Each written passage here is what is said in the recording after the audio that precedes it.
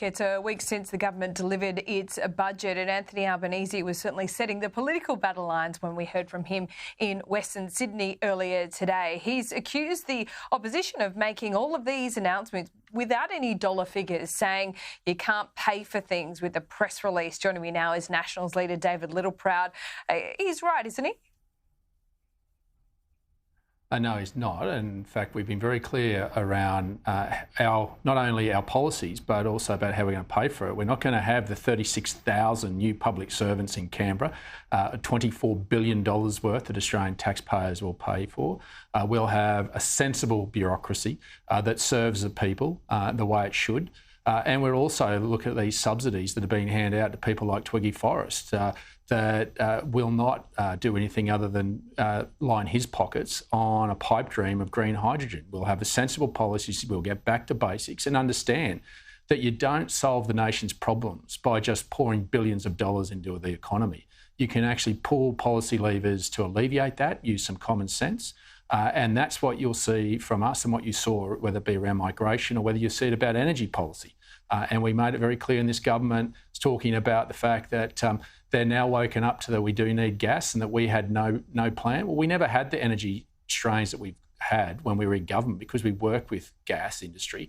And we had a gas-led recovery, if you recall, and making sure that we had a technology agnostic approach. But what has shifted since the last election is that Peter Dutton and I have had the courage to say that we'll announce a nuclear policy with that, the transition of some of our coal-fired power stations over time into nuclear, along with gas. Gas will play a significant role, and renewables. And renewables in a place in an environment it can't destroy, particularly prioritising things like rooftops, where you don't have to destroy native vegetation, natural habitat and agricultural land, not only with laying of them, but also the transmission lines to plug it all in. So we've been very clear. We've been very upfront. That's what you see is what you'll get out of Peter Dutton and I. There'll be no surprises. There'll be no sleight of hand that Anthony Albanese's shown and Chris Bowen have shown. We'll be upfront and honest with the Australian people about our plan to drive our country forward. Well, how many nuclear sites are you considering? There's reports that it's 7. Is that right? And when will we know? Yeah, we're very close to announcing those. We obviously want to make sure that we've got the technical barriers sought and making sure that it goes to the very heart of alleviating the need of the 28,000 kilometres of transmission lines. So they'll be close to existing coal-fired power stations, and there's about 16 or 17 of them around the country, but there'll only be 6 or 7 that we're looking at in terms of our total energy mix.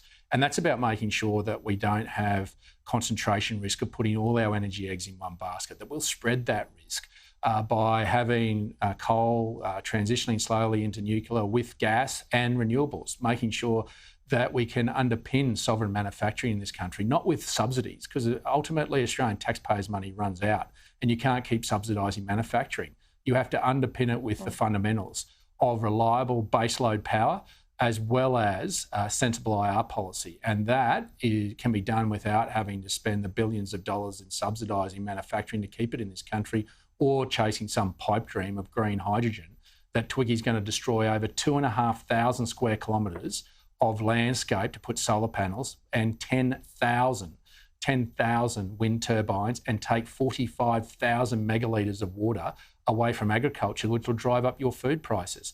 We can do this sensibly in a uniquely Australian way using common sense. And that's the solutions that Peter and I will bring to the Australian people very soon, and we'll be very upfront with them.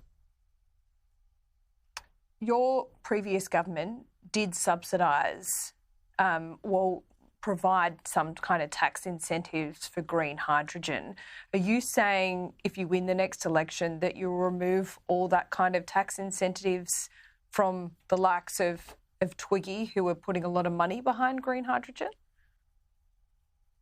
Well, to the extent of what this government is prepared to spend on green hydrogen, untested technology, but then also if you overlay that, I just say to people living in capital cities, please appreciate what you're asking regional Australians to bear the burden of.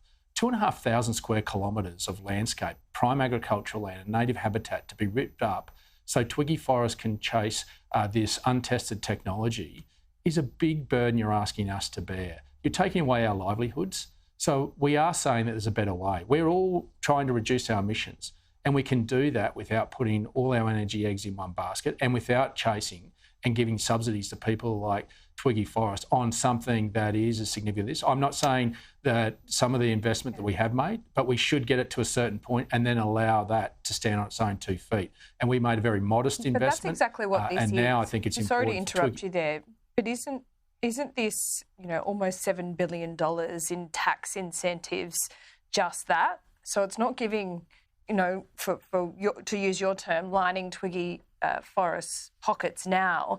It's if he does produce this green hydrogen, that's when he gets the tax incentive.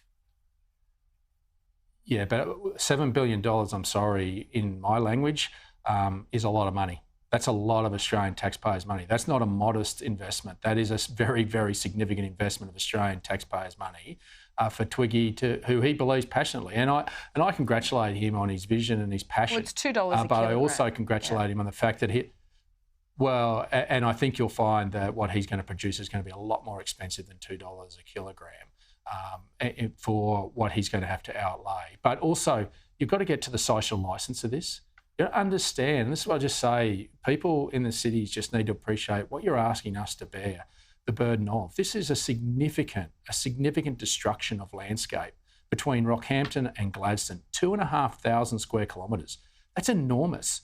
And then to take our water away from us as well, not just for urban supply effectively, but drawing away our production capacity to feed you and clothe you. So there's a social licence issue here that I think Twiggy Forrest, and I've asked him to his face, explain where that crossover of social licence is about him producing a new form of energy when there are other alternatives and us losing our food security and driving up our food prices for all Australians. And I think that's a threshold question that Twiggy needs to answer when there are other alternatives. And we'd love to see him invest in other technologies that would also continue to increase our supply, but without the burden and without the destruction of our native habitat and our agricultural prime land. Let's talk about migration just quickly. The budget in reply, Peter Dutton said that there would be a big reduction in overseas migration, permanent migration to Australia. How does that work, David, with requiring more skilled workers here that we just can't find locally at the moment, but also particularly for you and the regions? Don't you need these new migrants? Well, it is, and this is where we've got to get the balance right. Of those that we're bringing in, we're prioritising the skills that we need and in the areas we need. And I mean, I'm in the Northern Territory. We've got population decline in the Northern Territory, but there is enormous opportunity up here, particularly with gas, that they're going to need more workers in. So this is where you've got to have an immigration policy that looks at the priorities, and you've got to have leadership that has the courage to make those decisions about how you incentivise, because we are giving the greatest gift we can give to any citizen around the world. That's a ticket to Australia, an opportunity to be in the greatest country on earth and be a constructive and productive part of that. So that's where we'll make those decisions and priorities around the skills, whether it be in housing, whether it be in agriculture, whether it be in manufacturing or in the gas industry, and making sure we get that balance right. But when you've got Australians living in tents, we've got to buy time. We've got to buy time for our state and local governments to catch up and to do the job that they failed to do, to be quite candid with you, and not to put more pressure of 1.67 million new people coming to this country, a city bigger than Adelaide, and without a place to house them or the skills to build the roofs to put over their heads. And that's the common sense, no nonsense that Peter Dutton and I are working through. And there'll be some tough decisions that. Make no mistake, we're not shirking our responsibility. But when you've got Australians living in tents, you've got to actually pull whatever levers you can without having to continue to flood the economy with billions of dollars of money. That's not the only way to solve the nation's problems. Common sense is also the way to solve our nation's problems, with strong leadership and strong policy. Just quickly, 2,800 jobs from Telstra to go by the end of the year. These are permanent positions. This is part of an articulated plan from Telstra. But is this a bit of a sign of the broader economy or just the telecommunications sector and what AI is doing? Well, I'm always sceptical of Telstra, and particularly for those that live in peri-urban areas and regional areas. We are the victims of underinvestment, and While I understand these are office jobs, it would be wise for Telstra to invest more on ground jobs in delivering what it should be a universal service to many Australians, and that's reliable mobility as well as data. And they failed to do that. They are a virus that is stretching right across this country. And when I've got towns that are without coverage, can't even use EFTPOS machines in businesses for 2 to 3 days, they have had a significant lack of investment in just getting the basics right. And I just say to the CEO, start to get it right, or I think it's time for government to reach in, particularly around mobility services, in regulating and extending the universal service obligation to do your job properly, because they're not.